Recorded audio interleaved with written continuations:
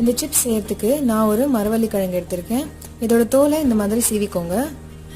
இதுக்கு தேவையான பொருட்கள் மரவள்ளி கிழங்கு, காரப்பொடி, உப்பு, எண்ணெய்.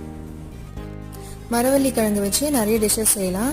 இதில் சிலது மரவள்ளி கிழங்கு முறுக்கு, கிழங்கு வச்சு மாவு, அந்த மாவை வச்சு டிஃப்ரெண்ட் டிஷ்ஷஸ் செய்யலாம். இது எல்லாமே எப்படி செய்யறதுங்கிறது நான் டிஸ்கிரிப்ஷன் பாக்ஸில் கொடுக்குறேன். நம்ம சேனலில் போட்டிருக்கோம், பார்த்து தெரிஞ்சுக்கோங்க.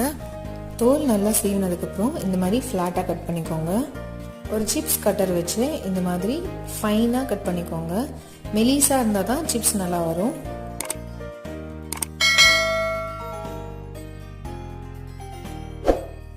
ஒரு கடாயில் எண்ணெயை சேர்த்து நல்லா சூடு பண்ணிக்கோங்க. எண்ணெய் நல்லா சூடானதுக்கப்புறம் மிதமான சூட்டில் வச்சுட்டு நம்ம சீவி வச்ச மரவள்ளி கிழங்கு இதில் சேர்த்துக்கோங்க. இது வேகிறதுக்கு 3 நிமிஷம் போல் ஆகும். லைட்டாக ப்ரௌனாக கலர் சேஞ்ச் ஆன